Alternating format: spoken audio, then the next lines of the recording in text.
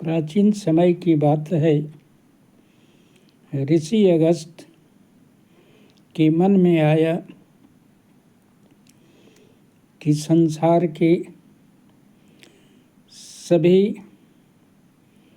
वनौषधियों या मुख्य पदार्थों के गुणों को लेकर के ऐसी दिव्य कन्या की रचना की जाए और यह सोचकर उन्होंने सबके गुणों को लेकर के एक दिव्य कन्या को उत्पन्न किया। बचपन में से ही बड़ा तेजस्विनी थी। एक राजा को पालने पोसने के लिए दे देते हैं। धीरे धीरे बड़ी हुई। एक दिन महर्षि अगस्त उसके यहाँ पहुँचे। वह सोचता था कि किसी चक्रवर्ती सम्राट के यहाँ इसका विवाह करेंगे, लेकिन बचपन से ही उसकी रुचि साधना, संयम और ज्ञानार्जन में था।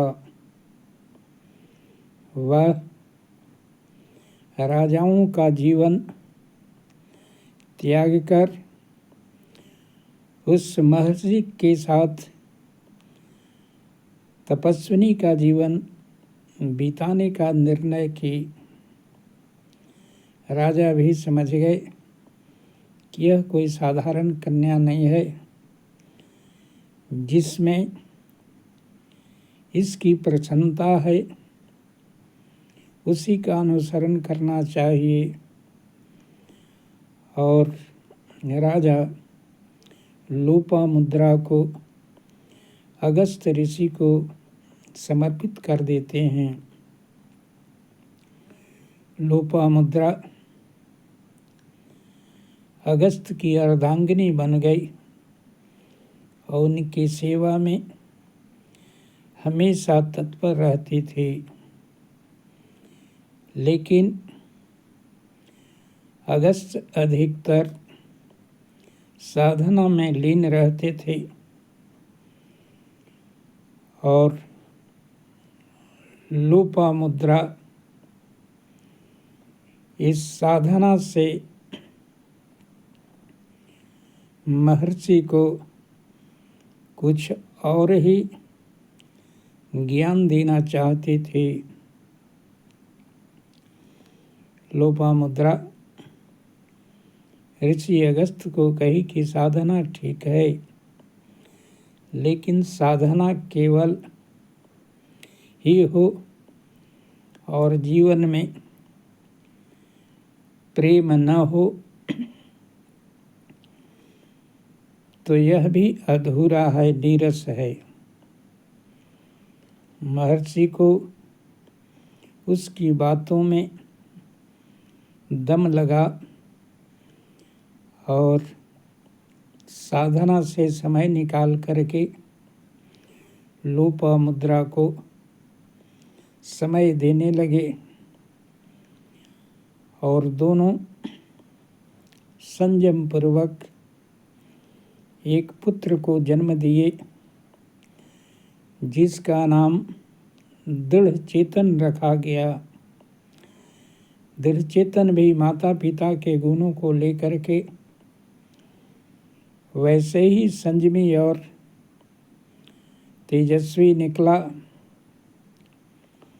धीरे धीरे समय बीतते गया। एक राजा था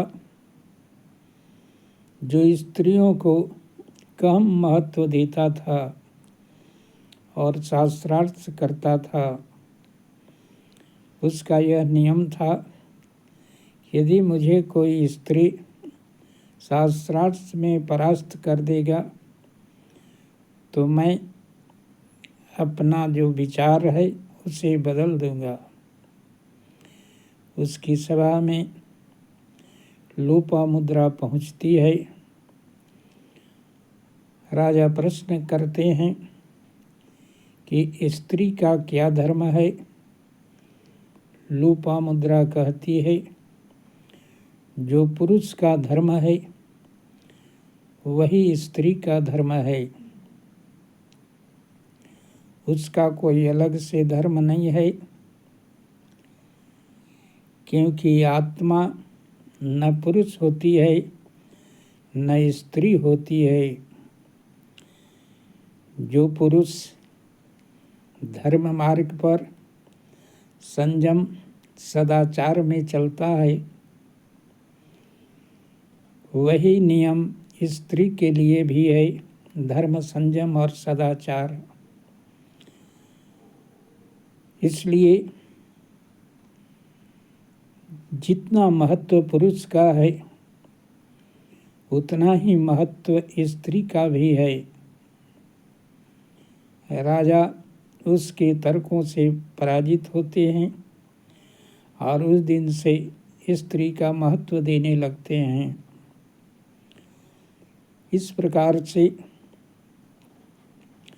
कहा जाता है कि अगस्त ऋषि ने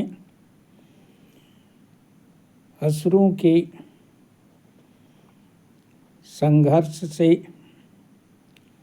दुखी होकर के समुद्र को पी लिया था, इसलिए जल संकट खड़ा हो गया था। इसलिए भगवान विष्णु ने जल संकट को दूर करने के लिए लोपामुद्रा को कावेरी नदी के रूप में बदल दिया था, ताकि पानी का बैलेंस पृथ्वी पर बना रहे। इस प्रकार से जन कल्याण के लिए लोपामुद्रा को कावेरी नदी में परिवर्तित कर दिया गया और सबकी माता बन करके कावेरी आज भी सबका कल्याण कर रही है।